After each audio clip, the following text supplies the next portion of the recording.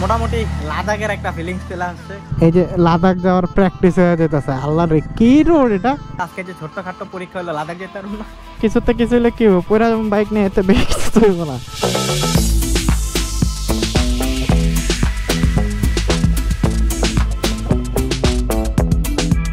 আরে রাজীব ধরো এটা,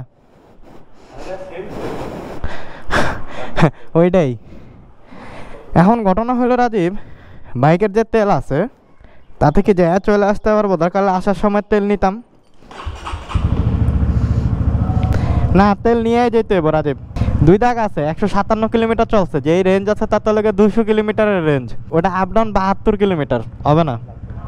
এসপি ফিলিং স্টেশন, বহুদিন পর আসলাম এসপি, কারণ দক্ষিণের দিকে ট্যুর দিতে গেলে এসপিতে আসা, বাট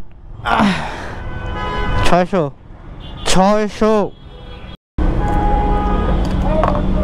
টাকার ভিতরে বাস আইছে।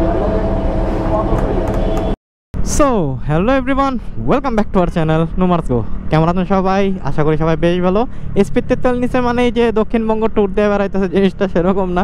অ্যাকচুয়ালি ট্যুর দেওয়ার এখন অ্যাকচুয়ালি কোনো অপশন নাই, বিকজ অফ 2টা কারণ। প্রধান যে কারণ, দেশ এখন দুর্যোগ কবলিত, এক। দ্বিতীয়ত হইল গিয়া দেশের সামগ্রিক নিরাপত্তা ব্যবস্থা এখনও ওইভাবে ঠিক হয় নাই। বড় একটা রেভলিউশনের ভিতর দিয়ে আমরা মাত্র আসলাম, তো নতুন একটা সরকার ক্ষমতা হাতে নিছে, আর আইন শৃঙ্খলা বা আইনের উপরে মোটামুটি একটা ভালোই টর্চার গেছে, ভালোই একটা প্রেশার গেছে। তো যার কারণে অ্যাকচুয়ালি মানে ওইভাবে না আইন শৃঙ্খলা পরিস্থিতিটা এখনও ওইভাবে হাতের মুঠায় আসে নাই যে না ঠিক আছে আইন শৃঙ্খলা ব্যবস্থা ওকে। চিন্তা ভাবনা ছিল ট্যুরে যাব, চিটাগাং ট্যুর যাওয়ার ইচ্ছা ছিল, স্পেশালি বান্দরবান সাইড। চিটাগাং বলে কেন, বান্দরবান ট্যুর দেওয়ার ইচ্ছা ছিল, আগস্টের শেষের দিকে যাওয়ার একটা প্ল্যান ছিল, ওইভাবে প্ল্যান প্রোগ্রাম করছিলাম। রাজীব ঢাকার বাইরে ছিল, রাজীব আসলো, আসার পর রাজীবের সাথে কথা বললাম, রাজীবও বলতেছে যে ভাই এই অবস্থা অ্যাকচুয়ালি ট্যুর দেওয়াটা ঠিক হবে না। সো এইভাবে সাহস করলাম না, দেখি আর কয়টা দিন, দেখি আরও কয়টা দিন যাক, আরও কয়টা দিন গেলে হয়তো বা সব কিছু ঠিকঠাক হয়ে গেলে চিন্তা ভাবনা আছে খুব দ্রুত ট্যুরে দেওয়ার। অনেক দিন হাইওয়েতে ট্যুর দেওয়া হইতেছে না, এটা অ্যাকচুয়ালি সমস্যা। যারা রেগুলার বেসিসে ট্যুর করে বেড়ায় তাদের জন্য এটা কিন্তু একটা জ্বালাবার। আমাদের কিন্তু মাসে একটা টাইমে কিন্তু বেড়া ওঠে। বেড়া এখনকার জেনারেশনের পোলাপাইন চিনবে না বেড়া জিনিসটা কি, বাট আমাদের জেনারেশনের পোলাপাইন চেনে বেড়া কি। ট্যুরে না যাওয়ার আরেকটা বড় কারণ হচ্ছে আমার দেশের অবস্থা খুবই খারাপ। স্মরণকালের সবচেয়ে ভয়াবহ বন্যা আমরা এখন মোকাবেলা করতেছি। হ্যাঁ, এর আগে যে বন্যাগুলো হয়েছে, 88-এর বন্যা বলি, 98-এর বন্যা বলি, 88-এর বন্যার কথা আমার ওই রকম আমার খেয়াল থাকবো কেমন, আমার জন্মই হয় নাই। 98-এর বন্যাটা মোটামুটি মনে আছে, তখন ছোট, খুবই ছোট। তখনকার বন্যাগুলো হয়তো কি অনেক দীর্ঘায়িত হইতো, পানি ওরকম জমতো ঠিক আছে, বাট বন্যা অনেক টাইম নিত। বাট এইবারে যে বন্যাটা হয়েছে এটা মানে একবারে ডেভাস্টেটিং একটা বন্যা হয়েছে। মানে এবারের মতো ভয়াবহ বন্যা মনে হয় বাংলাদেশ আগে কোনো ফেস করে নাই। এক বৃষ্টি, দ্বিতীয়ত হইলো আছে রাজনৈতিক একটা বিষয় আছে, তো যার কারণে মানে অবস্থা খুবই খারাপ। মানে একবারে জাস্ট বাংলা কথায় মানুষের ওপর অত্যাচার করা হয়েছে। এটা যেটা করা হয়েছে একবারে মানে নিকৃষ্টতম একটা কাজ করা হয়েছে। তো এবারের বন্যা যেটা হয়েছে এটা লিটারেলি মানে খুবই খারাপ। এবারের মতো পরিস্থিতি এর আগে বাংলাদেশ কোনো ফেস করে নাই। তো এখন এই যে বন্যার টাইমে এই ট্যুর দেওয়ার টাকা পয়সা নষ্ট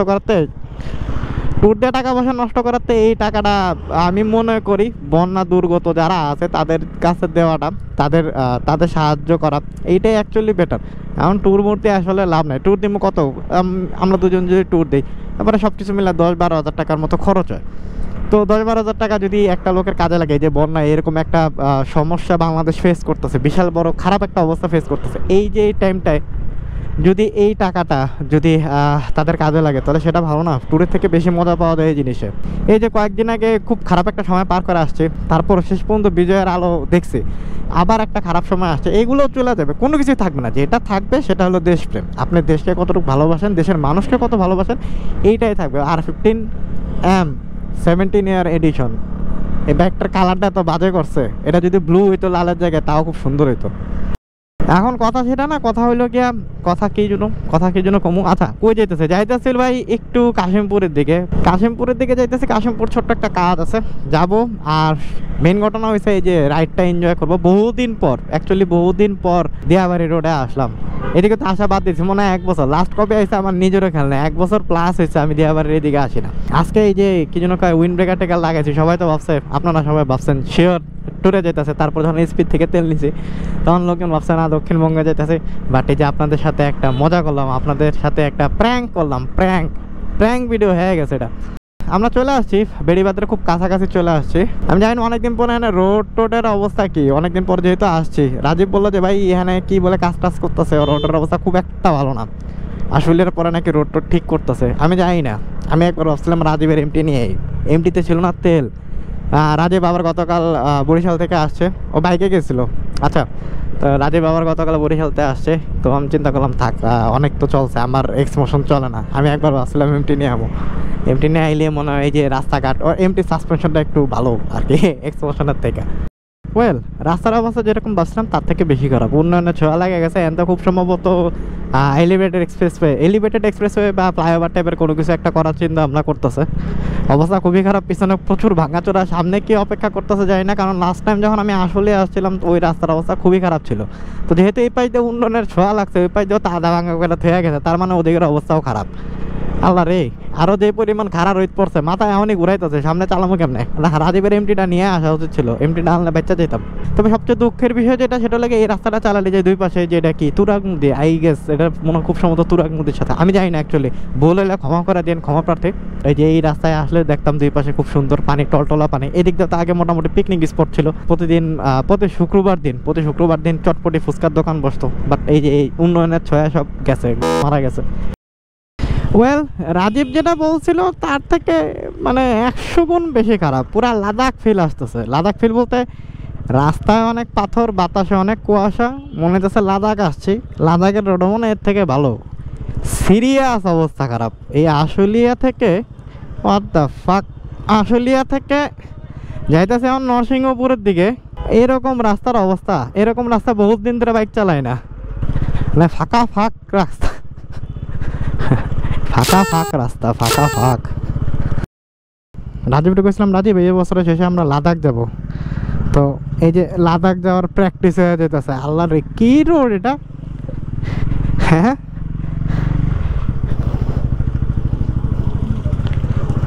ইসি আমি একটা সময় কিন্তু এই এলাকায় থাকতাম, হ্যাঁ, তো তখন অ্যাকচুয়ালি এরকম অবস্থা ছিল না। কি অবস্থা! এনে কাওয়াসাকি KLX আনলো, কাজ হইব না যে অবস্থা। আল্লাহ রে, মানে একটুখানি রাস্তা বাদ দিয়ে একটুখানি রাস্তা, এরপর আবার যাইতেই একটুখানি রাস্তা বলো, একটুখানি রাস্তার অবস্থা যাইতেই। দেখ, লাদাখ যাওয়ার প্র্যাকটিস হয়ে যেতেছে। এই অভিজ্ঞতা লাদাখ গিয়ে কাজে লাগবে। দেখ, এখানে মনে হয় মাছ চাষ করে যে অবস্থা। ওরে আল্লাহ রে, না এরকম একটুখানি রাস্তা ভালো, ওই যে সামনে আবার অবস্থা খারাপ। আশুলিয়ার থেকে মানে সিরিয়াস খারাপ রাস্তা দেখে আসছি, এখানে এসে সেই সিরিয়াস খারাপ রাস্তা দেখতেছি।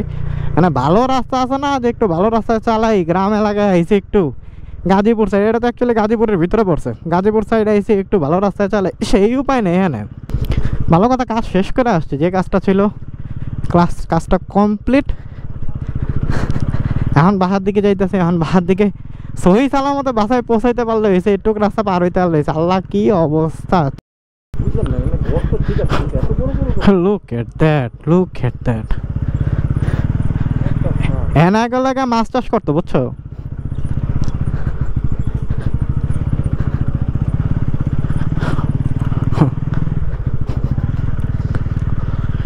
হ্যাঁ,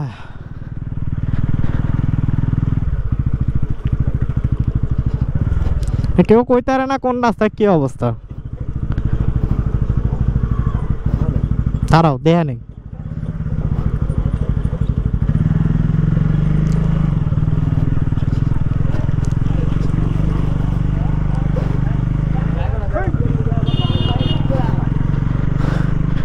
কেউ কইতে পারে না পানির নিচে কে আছে, পানির নিচে ডলফিন আছে না হাঙ্গর আছে, কেউ কইতে পারে না। আল্লাহর রিক। হ্যাঁ,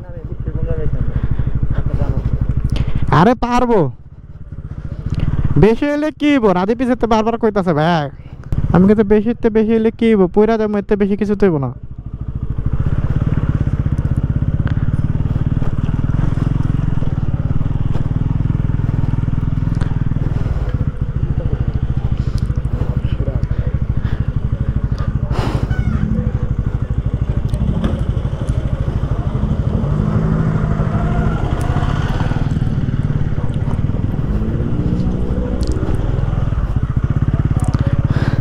বেশিতে কিছুতে কিছু হলে কি হবে, পুরা বাইক নিয়ে এতে বেশি কিছু তো হইব না। হ্যাঁ, আমার জুতা আমার শেষ।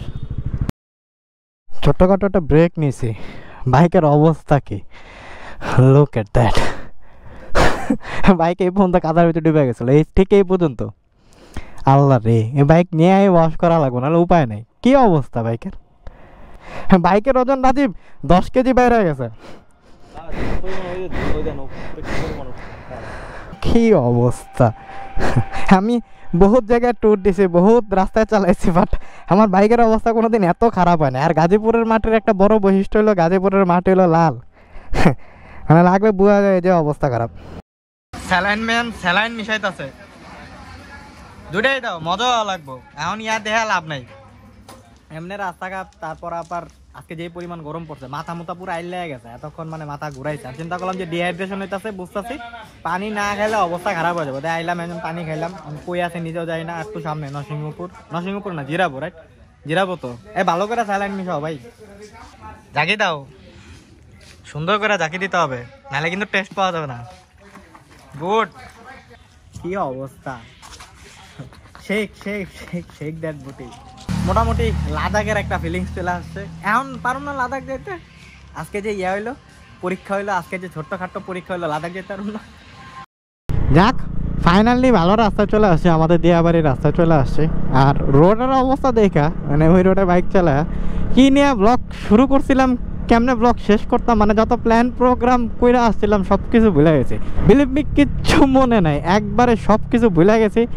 আর এখন মানে কি বলবো না বলবো সেটাও মনে করতে পারতেছে না, মিলাইতে পারতেছে না। রাস্তার অবস্থা এতই সুন্দর, মানে পুরা টোটাল শিক্ষা সফর হয়ে গেছে এরকম, মানে এইরকম বইলা বোঝান যাবে না।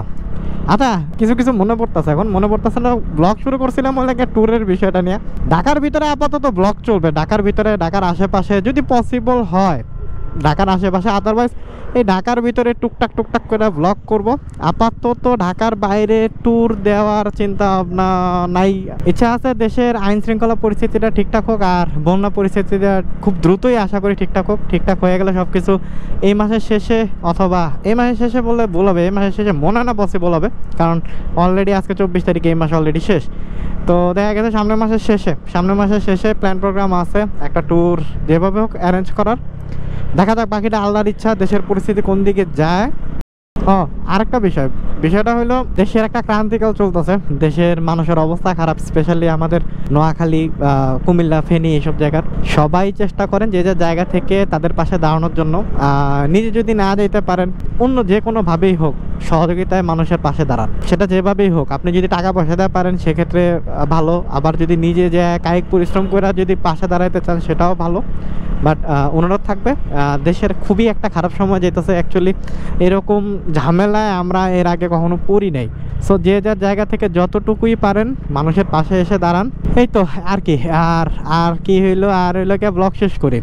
So that's all for today. দেখা হচ্ছে সামনের ভিডিওতে, সেই পর্যন্ত সবাই ভালো থাকুন, সুস্থ থাকুন।